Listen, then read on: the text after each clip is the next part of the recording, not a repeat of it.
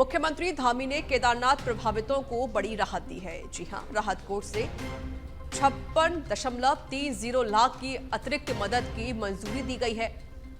बता दें कि 31 जुलाई को केदारनाथ क्षेत्र में अतिवृष्टि से भारी नुकसान हुआ था। पुष्कर सिंह धामी ने व्यवसायियों के लिए राहत राशि बढ़ाई। मुख्यमंत्री धामी ने राहत कोष से 56.30 लाख की अतिरिक्त मंजूरी दे दी है। इससे पहले भी प्रभावित व्यवसायियों के लिए 9 करोड़ 8 लाख की धनराशि की स्वीकृति दी गई थी।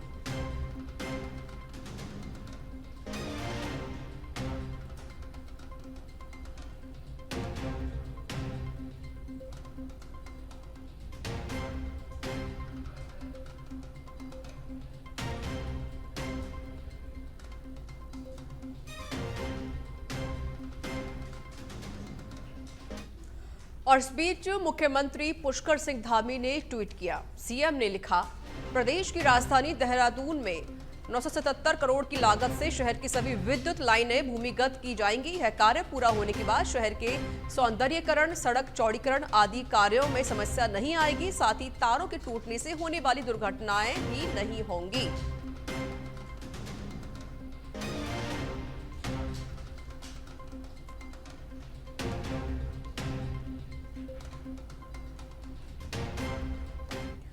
और देहरादून में भाजपा के संगठन पर्व के अंतर्गत बड़ी संख्या में वरिष्ठ चिकित्सकों और अधिकारियों ने पार्टी की प्राथमिकता सदस्यता ग्रहण की। इस अवसर पर प्रदेश अध्यक्ष महेंद्र भट्ट ने उनका जोरदार स्वागत किया। भाजपा मुख्यालय में विशिष्ट जनसंपर्क के तहत हुए कार्यक्रम में प्रदेश अध्यक्ष ने सभी लोगों को मिस्ड कॉल से सदस्य बनाया और पार्टी का पटका पहनाकर स्वागत किया। संस्था अभियान में समाज के हर वर्ग को ऐसी प्रतिभाएं जो अपने क्षेत्र में जिनका एक बहुत ही प्रभावशाली काम रहा है, ऐसे सब लोगों को पार्टी के सदस्य बना रहे हैं। उसी के साथ अनेकों डॉक्टर और रिटायर्ड अधिकारी विभिन्न विभागों के पार्टी के राज्य सदस्य बने। मैंने उनका स्वागत किया। उत्तराखंड में जहाँ तक पिछले 10 साल में माननीय मोदी जी प्रधानमंत्री बने और हमारे प्रदेश में जो मुख्यमंत्री रहे, डेवलपमेंट तो अपने स्तर से अच्छा ही लग रहा है, जिसको देख कर कि मैं जो थोड़ा सा इसकी ओर आकर्षित भी हुआ हूँ। और जहाँ तक मुझे ये पता है कि हमारे गांव में जहाँ तक सड़क नहीं जाती थी वहाँ तक भी सड़क पहुँचने वाली, तो ये भी मुझे अच्छा लगा कि जिसके लिए मैं बहुत समय से प्रयासरत था वो। और अंकिता भंडारी हत्याकांड के 2 साल पूरे होने पर खटीमा में कांग्रेस कार्यकर्ताओं ने मुख्य चौराहे पर श्रद्धांजलि दी। 2 साल पूर्व ऋषिकेश में एक होटल पर काम करने वाली गढ़वाल की बेटी अंकिता भंडारी की निर्मम हत्या कर दी गई थी, जिसका अब तक खुलासा नहीं हो सका है। खटीमा में कांग्रेस कार्यकर्ताओं ने अंकिता भंडारी हत्याकांड को 2 वर्ष पूरे होने पर श्रद्धांजलि दी है। सांसद अजय भट्ट से मुलाकात करने की भी कोशिश की, लेकिन उनकी मुलाकात सांसद अजय भट्ट से नहीं हो पाई। अजय भट्ट द्वारा कहा गया कि जो भी कानून प्रक्रिया है वह प्रक्रिया चल रही है। मुख्य आरोपी इस वक्त पुलिस की गिरफ्त में है।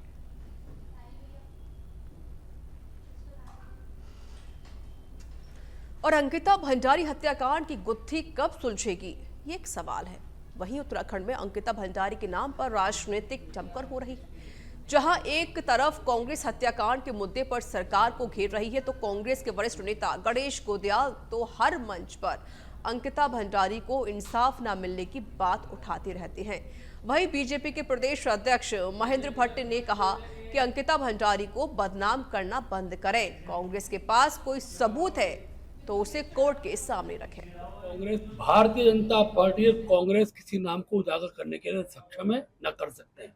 मैं गणेश गोदयाल जी से मांग करूंगा वो तथ्यों को कोर्ट के आगे रखें। उस बिटिया को बदनाम करना छोड़ दें।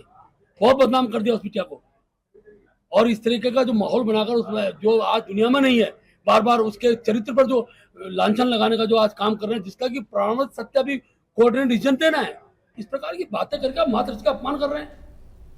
उधम सिंह नगर के जनपद खटीमा में मेलाघाट क्षेत्र में लगे भारत नेपाल सीमा पर तैनात सीमा सुरक्षा बल के अधिकारियों और स्थानीय पुलिस विभाग, वन विभाग एवं राजस्व विभाग की संयुक्त टीम ने सीमा क्षेत्र में हुए अतिक्रमण का सर्वे किया।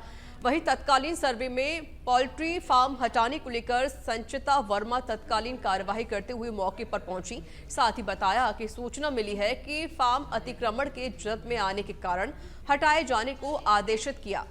तहसीलदार हिमांशु जोशी ने जानकारी देते हुए बताया कि भारत नेपाल सीमा पर संयुक्त टीम ने सीमा क्षेत्र में नो मीन्स लैंड 0 किलोमीटर से लेकर 15 किलोमीटर के अंतर्गत हुए अतिक्रमण को चिन्हित करने का कार्य किया गया है, जिसकी रिपोर्ट उच्च अधिकारियों को भेजी गई है। फार्म बनाया, यहाँ पे पहले मड़ैया थी, इसको हमने फिर तोड़ा, अपने पालन के लिए हमने मुर्गी पालन के लिए बनाया है। और रह भी रहे हैं मुर्गी पालन, रह भी रहे हैं और मुर्गी पालन भी कर रहे हैं, जानवर भी पालते हैं। नौकरी चाकरी तो नौकरी है नहीं कोई, तो इसी के लिए हमने पालन किया। तो इस पे अब जंगलात के लोग आके हमारे ऊपर प्रेशर कर रहे हैं कि इसमें बच्चे पले हुए हैं, इसको हटाओ तोड़ो करके हमें दबाया जा रहा है। मेलाघाट क्षेत्र में वन महोलिया के नज़दीक एसएसबी कैंप के नज़दीक कुछ लोगों के द्वारा एक मुर्गी फार्म लगाए जाने का एक प्रकरण हमारे संज्ञान में आया था, जिसका मौके पर निरीक्षण किया। तो अभी हम देख रहे हैं कि इस एरिया पे जो जितनी भी संरचनाएँ हैं वो अभी दृष्टया अवैध रूप से होती हैं। संगठन पर्व के मौके पर शुरू हुआ भारतीय जनता पार्टी का सदस्यता अभियान जोरों पर है। भाजपा के कार्यकर्ता जनता के बीच जाकर उन्हें पार्टी की सदस्यता दिला रहे हैं। वहीं भाजपा के सदस्यता अभियान के साथ ही उत्तराखंड महिला कांग्रेस ने भी पार्टी की सदस्यता का अभियान चलाया, जिस पर बीजेपी के प्रदेश अध्यक्ष महेंद्र भट्ट ने तंज कसते हुए कहा कि भारतीय जनता पार्टी में जब सदस्यता अभियान चलता है तो बिना किसी शुल्क के किया जाता है और इस सदस्यता अभियान को पार्टी के सभी प्रकोष्ठ एक साथ मनाते हैं, जबकि कांग्रेस का संविधान से कोई लेना देना ही नहीं है। इसलिए उनका एक प्रकोष्ठ क्या कर रहा है, दूसरे प्रकोष्ठ को जानकारी नहीं होती है।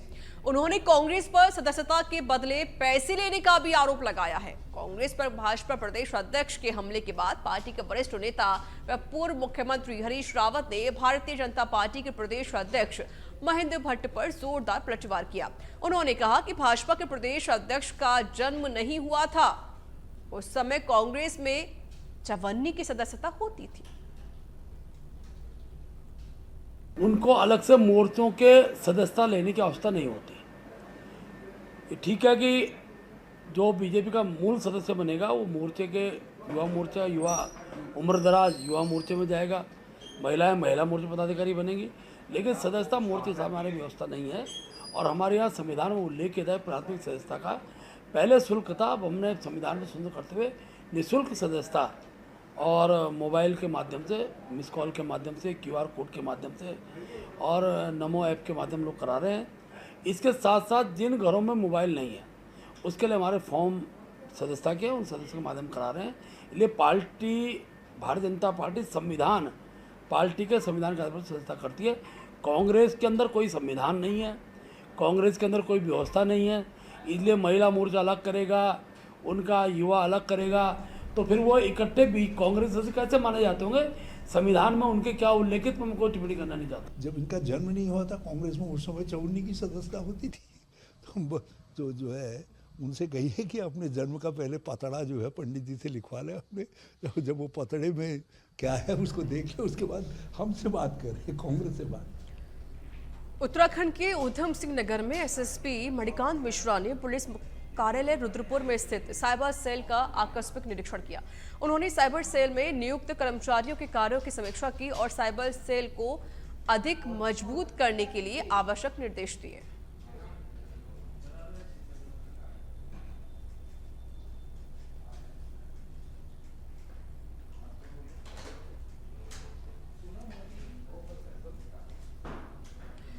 और अब खबर चमोली जिले की गैरसैंण से है, जहां गैरसैंण स्थित नवोदय विद्यालय के टीन फैब्रिकेटेड भवन में भीषण आग लगने से स्टोर में रखा सारा सामान जलकर राख हो गया। सूचना पर गैरसैंण थाना पुलिस की फायर यूनिट तुरंत मौके पर पहुंची और आग बुझाने का प्रयास किया गया और छात्रों और कर्मचारियों को रेस्क्यू कर सुरक्षित बाहर निकाला गया।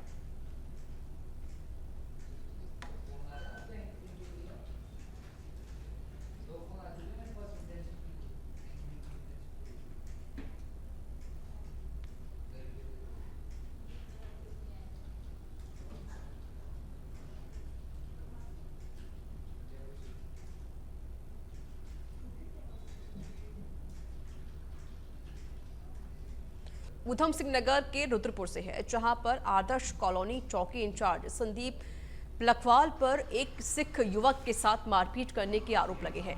बताया जा रहा है कि वाहन चेकिंग के दौरान चौकी इंचार्ज ने सिख युवक से मारपीट की, जिसका एक वीडियो सोशल मीडिया पर वायरल हो रहा है। हालांकि सच पे धड़क इस वायरल वीडियो की पुष्टि नहीं करता है।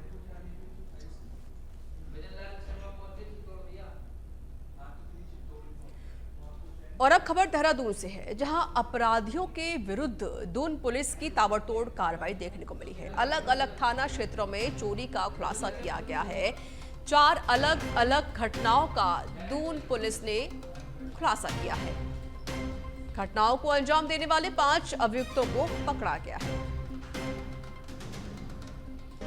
तो बड़ी जानकारी आपको हम ये दे रहे हैं देहरादून से, जहां पर अब दून पुलिस अलर्ट हो गई है, सतर्क हो गई है, अपने एक्शन में नजर आ रही है। बता दें कि दून पुलिस ने घटनाओं को अंजाम देने वाले 5 अभियुक्तों को गिरफ्तार किया है। 4 अलग अलग घटनाओं का खुलासा भी किया है। उत्तराखंड में मॉनसून सीजन में रिकॉर्ड बारिश। पिछले साल की तुलना में 9% ज्यादा बारिश इस बार हुई है। इस साल 9% ज्यादा रिकॉर्ड बारिश दर्ज की गई है। अब तक 1221.9 mm बारिश दर्ज हुई है। मॉनसून 25 सितंबर के बाद विदा होने के आसार हैं, यानी कि 25 तारीख तक बरसात का दौर जारी रहेगा।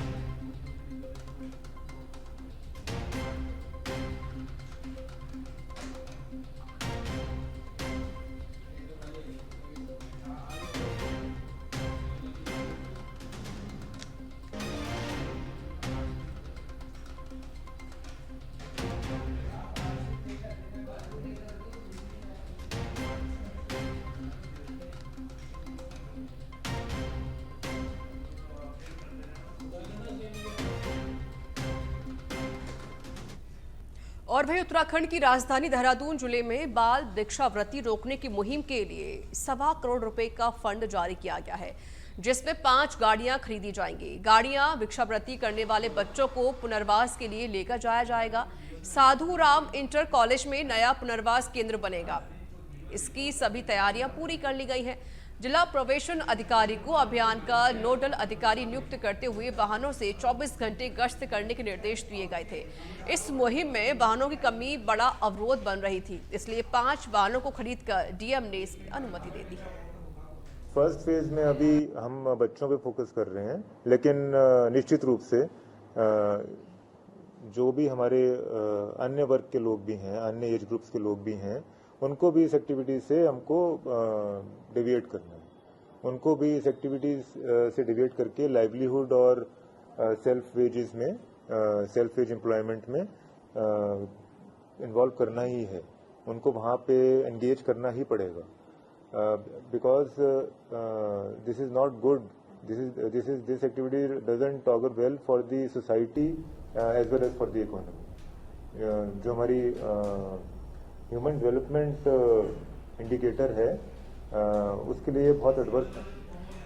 उत्तराखंड के उधम सिंह नगर से खबर आपको बता देते हैं, जहां नशे के विरुद्ध उधम सिंह नगर पुलिस की कार्रवाई देखने को मिली है। नानक मत्ता पुलिस ने 250 लीटर अवैध शराब बरामद कर ली है। रबर ट्यूबर में भरकर शराब लेकर जाई जा रही थी और वहीं शराब तस्करों को भी गिरफ्तार किया गया है। माननीय मुख्यमंत्री महोदय के निर्देशानुसार 2025 तक उत्तराखंड को नशा मुक्त करने के उद्देश्य से हम लोग लगातार इसमें कार्रवाई कर रहे हैं और इसी क्रम में एक बड़ी सफलता हमें थाना नानकमत्ता क्षेत्र में मिली है, जहां पर थानाध्यक्ष और उनकी टीम द्वारा 250 लीटर जो है अवैध शराब जो है बरामद की गई है। और बहुत ही सरप्राइजिंग ये था कि उसको एक 4 व्हीलर में रबड़ की ट्यूब में भर के उसका परिवहन किया जा रहा था, तो हमने उस कार को भी बरामद किया है और साथ में एक एक्यूज्ड हमने अरेस्ट किया है इसमें। और इसमें इसकी बैकवर्ड और फॉरवर्ड लिंकेजेस हम लोग ट्रेस कर रहे हैं कि ये कहाँ से ला रहा था और कहाँ ले जा रहा था, और बाकी इसके फ़ोन का भी हम लोग एनालिसिस करेंगे और इसमें जानने की कोशिश करेंगे कि इनके आगे क्या प्लान्स थे और इनसे कौन कौन